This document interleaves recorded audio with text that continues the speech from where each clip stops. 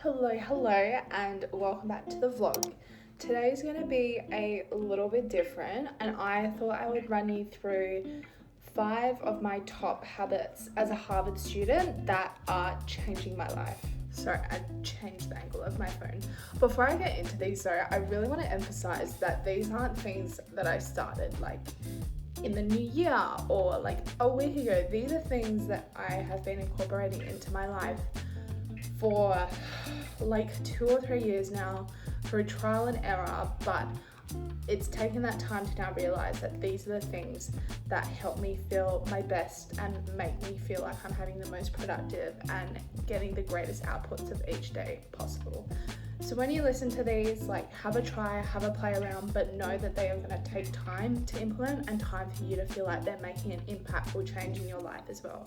Because change, it can't happen overnight. It takes time and you have to be patient with yourself, but it is so worth the wait. Number 1 is restricting the time I am on my phone each day.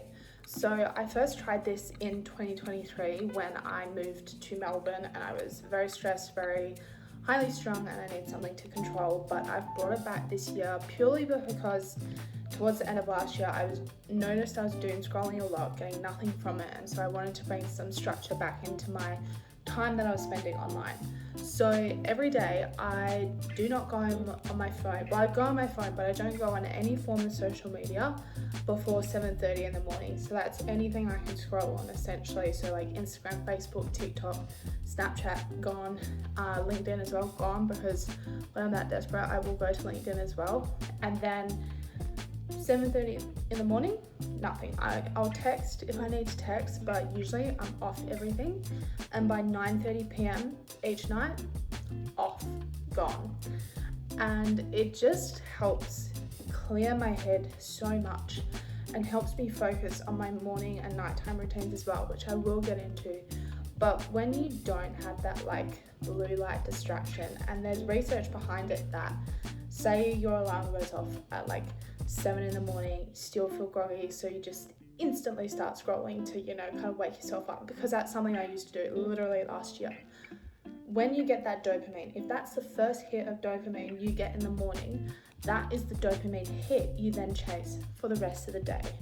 Whereas if you wake up and you just start your day, you do your morning routine, and then you check your phone later in the day, your phone is no longer the dopamine your brain is seeking out the rest of your day.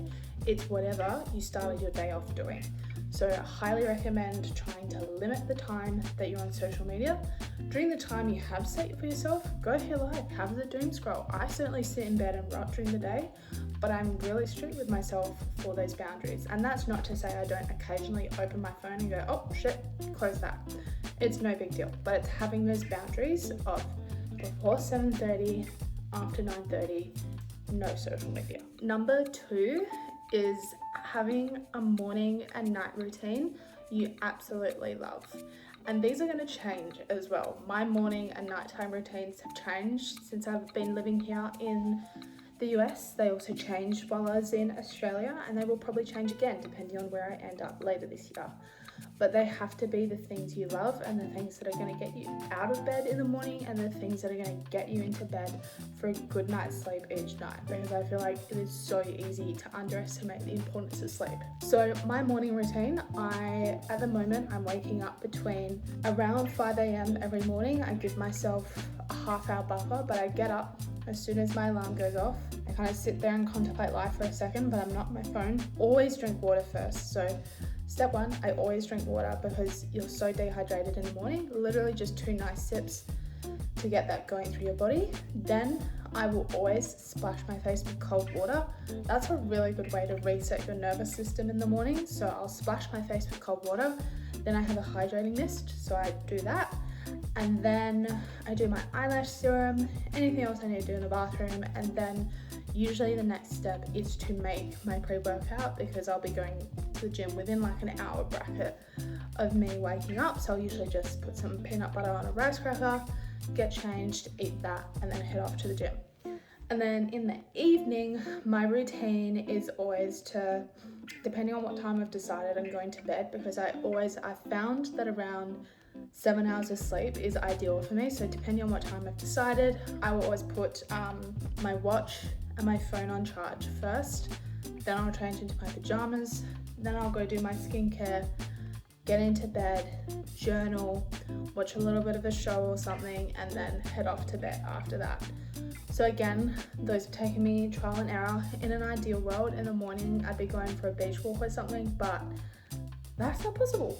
So we make it work. Like, I'm seeing the Mel Robbins morning routine going viral at the moment, and it's like, I'm sorry, but I am not going to walk outside in the snow to get the vitamin D. It's just not happening.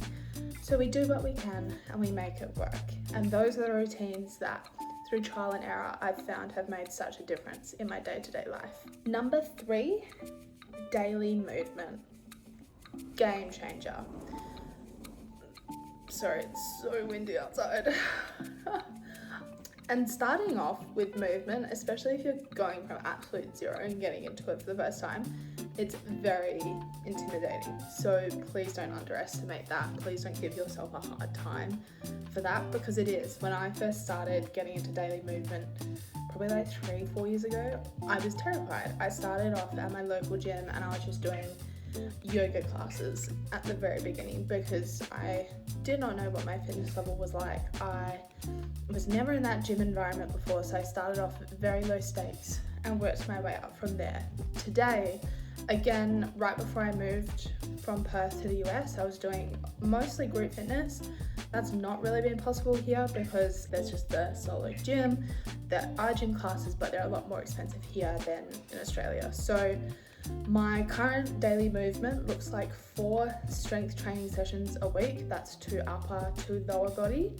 I do one day where it's like Pilates, and then one day for just walking on the treadmill for an hour. And I'll usually do that the same day as Pilates as well. So 2 days of walking on the treadmill for an hour. And then Sunday is my easy girl conditioning, which is really not that easy. It's actually quite hard, but it's a lot of fun and something I have been integrating into my schedule this year. But again, it's going to look different for everyone, but I think the main thing is getting your body moving. Even if it's just like a 20-30 minute walk, change of scenery, stop breathing the same air if you've been inside all day, getting that vitamin D on you. If it's like, especially if you're in this winter environment like I am at the moment, usually there's some form of sun by midday, so just get out, get your body moving. And it's actually insane. It's not dopamine, I think it's serotonin that comes, or maybe it is dopamine. I need to do more research into that. But doing something for yourself is something that helps your body. It helps with digestion and it helps with your brain clarity. So many positive benefits that come from moving your body and doing something for yourself. Number 4 is writing one thing I am grateful for every night in my daily journal routine. Actually, let me show you. So I started this probably, I think it was while I was in Melbourne in 2023, but I think I was stressed about something and not really focusing on being present. So I was just like, right, I'm gonna write one thing. And I think I was messaging a friend at the time. I'm just gonna message you one thing I'm grateful for every day. And then it transferred into my journal. But it's actually crazy the difference it makes, and I'm still doing it to this day. So this is what I wrote. I'm not even going to show you without showing you everything else. Let's try this. There we go.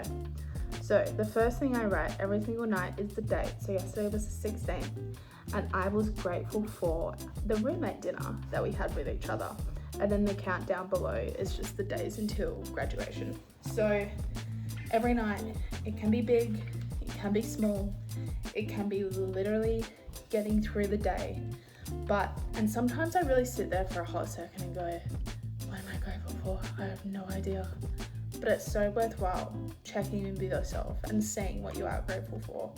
And I can't really explain anything much more else than that. I think for me, it came down to just having low stakes things that I can commit to, because I think you see a lot of things online in terms of like, you've got to do 3 things you're grateful for every single morning the second you wake up. And I'm like, the second I wake up, I'm groggy, I can't think, I don't want to talk, I'm not going to write in this 3 things that I'm grateful for. It's just not going to happen. And then that's going to make me feel bad.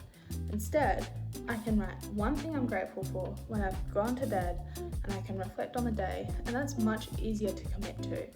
So highly recommend, if you've been trying to get into like the journaling gratitude practice, start just writing one thing you're grateful for in the evening. And lucky last, number 5, is putting myself in uncomfortable situations.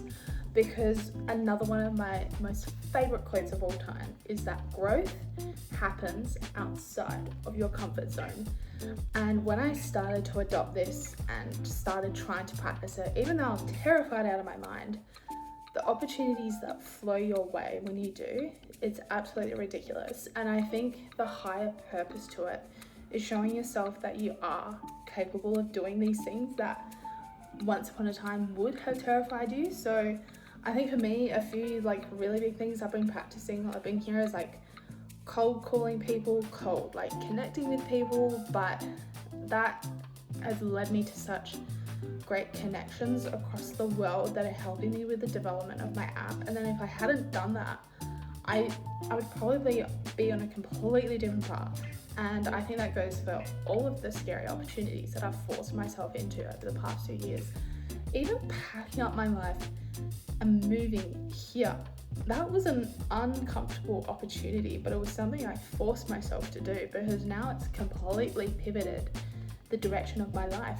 And if I hadn't packed up my life, if I had stayed in the job that I was working before I came here, even though I loved it, I would be a completely different person.